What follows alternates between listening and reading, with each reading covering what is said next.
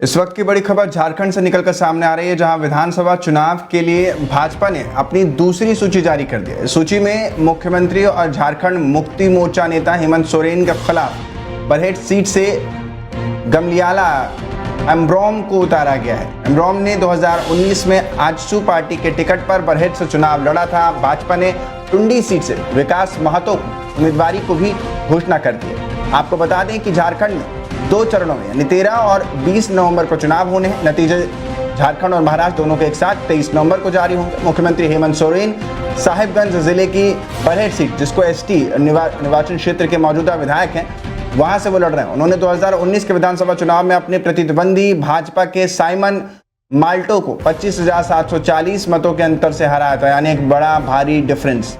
हाल ही में भाजपा ने अपनी पहली सूची जारी की है, जिसमें 66 उम्मीदवारों के नाम शामिल किए थे। इस सूची के अनुसार भाजपा प्रदेश अध्यक्ष बाबूलाल मरांडी को धनवार से प्रत्याशी बनाया गया था।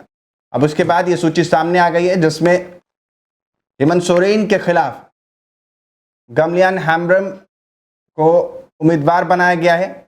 अब देखना दिलचस्प होगा कि ये मुकाबले में हेमंत सोरेन अपनी सीट को बचा पाते हैं और अपनी पार्टी की जो एक तस्वीर है उसको कितनी मजबूती के साथ रख पाते हैं, क्योंकि जिस तरीके से दोनों तरफ की तस्वीरें आपको दिखा रहे हैं जो आमने सामने के प्रत्याशी हैं, क्योंकि जिस तरीके से देखा भी ये जा रहा था कि पिछले कई बार के चुनावों में एक जो नारा लेकर के हेमंत सोरेन चल रहे हैं, जो दिल्ली में आप देखने को मिलता है। दिल्ली में भी इसी तरीके की कुछ स्थिति देखने को मिलती है। जब अरविंद केजरीवाल चुनाव प्रचार करते हैं तो ईडी और सीबीआई का सारा जो दारोमदार है वो खुद पर लेते हुए नजर आते हैं और कहते हैं कि हमारे साथ, हमारी पार्टी के साथ भारतीय जनता पार्टी अन्याय कर रही है और जबरदस्ती हमारे लोगों को जेल में डाले। कुछ ऐसा ही सिलसिला झारखंड में भी देखने को मिला था। उनकी पत्नी भी उस मौके पर, जैसा कि सुनीता केजरीवाल निकलती हैं, वैसे ही हेमंत सोरेन की पत्नी भी कई बार मंच साझा करते हुए अपना दुख बयां कर चुकी हैं। लेकिन इन सब के बीच पार्टी कैसे आगे बढ़ेगी, किस तरीके से इस नीति को लेकर के कितना अपनी सीटों को काबू रखने में, या यूं कह लें जो दोबारा दोहराने में